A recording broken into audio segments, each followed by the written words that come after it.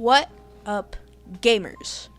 We are back, and today, playing some more Destiny. In this video, we're going to be going over the best energy slot primaries that you're going to want to get your hands on in Destiny 2 for PVE. And let's just get on right into it and start off with Rosaro. This is basically the same thing as Preonic or Lethal Abundance was. It's basically the same thing with Onslaught. It can roll with Subsistence and Onslaught, which would probably be the best roll on this weapon. But it can get some other interesting rolls, like Repulsor Brace, like I have, if you're going for a more ability-based, or Rewind rounds, which can work similarly to Subsistence. If you just get enough kills, it could do even better than Subsistence. I don't know. That one might be a bit weird. It does not get the crazy mags, like ricochet rounds and stuff, that Preonic and Lethal Abundance could. But with a variety of rolls, it might be better, especially since I like Wildcard for the Origin trait. It's pretty good. Yeah, this thing is a great auto rifle. Great for ad clear. Yeah, I recommend it. Another one is Funnelweb. I have talked about this in earlier videos, as I have with a lot of my other ones I mentioned in the last video. Subsistence and Adrenaline Junkie is the one I have. The best roll for this would probably be Subsistence and Frenzy, but honestly, just for ad clear, I like having that instant damage boost, and Adrenaline Junkie is the closest thing you can get to that on Funnelweb. And actually, it's pretty good.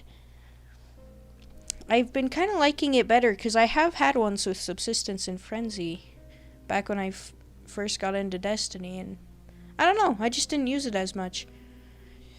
This one does not get the special magazine, so you're going to want to go for Tactical Mag in my eyes, just because it has many improvements and stuff.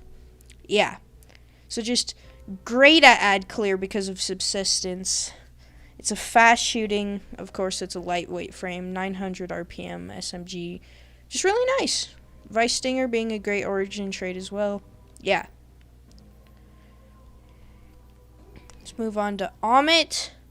Now, as I've mentioned in earlier videos where I've gone over this weapon, I don't have the greatest roll on it because I haven't really used it much. Once I get like Incandescent and Ambitious Assassin on it, I might be able to see why people are saying it's so good, but Ambitious Assassin synergizes perfectly with Incandescent to get those big sprees of kills and then have this massive magazine to do it again and just over and over and over to almost as many kills as you want.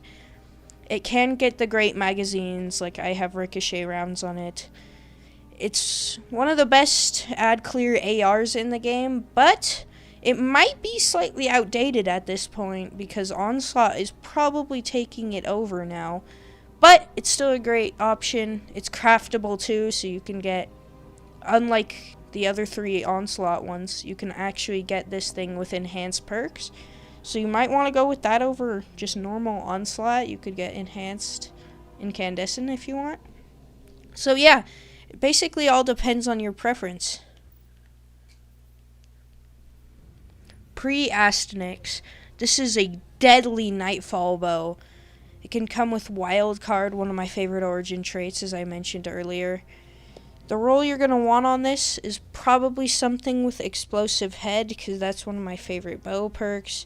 Another one you can get on this is like, if you want Successful Warm-Up, Incandescent, or Precision Instrument, you can get those as well.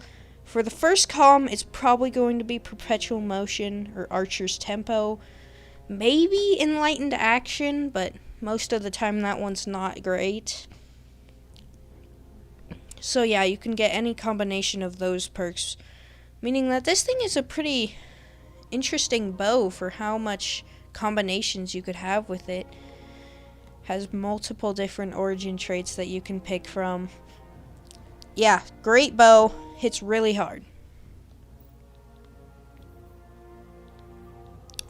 Okay, let's go on to Point of the Stag. It's one of my favorite bows ever. You know, this thing used to be one of the special weapons you would buy from the Monument to Lost Lights at the tower.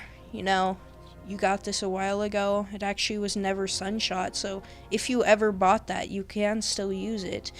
And it now comes from Iron Banner, seeing as it has Skulking Wolf for one of its origin traits. It also can get Wild Card, which is just nice. It's one of my favorite origin traits, as I've repeated like a million times. Now, I do not have a good roll on this. Slickjaw and Golden Tricorn is actually kind of garbage, but how good this bow feels actually makes up for it. I've been really enjoying using it. But if you do get one of these, the roll you're going to want is either, in the first column, you're either going to want No Distractions or Archer's Tempo, and in the second column, you could go for Dragonfly, Vorpal Weapon, Precision Instrument, maybe even Swashbuckler if you're crazy. Because it can get Pugilist and Swashbuckler, you know, if you want to go for a melee-based build, but I don't see why you would do that on a precision frame bow. But yeah, it's all possible if you wanted to do that. And here's one I throw in there, not because it's made a huge name for itself, but just because I enjoy using it. Punching Out is a deadly sidearm and is surprisingly steady for rapid fire frame. Rolls with Subsistence, and I have Adrenaline Junkie on mine, just like I have on my Funnelweb. The best one in the second column is probably not Adrenaline Junkie, and more like you can get a lot of different rolls. But the best two are probably Frenzy or High Impact Reserves. No, High Impact Reserves for that extra damage boost. And in the first column, it's probably definitely going to be Subsistence. But there are other ad clear ones like Overflow, Killing Wind, Feeding Frenzy. Yeah. It also can get the good mags, so I have Ricochet rounds on mine, and I love that. So yeah, great rapid fire frame.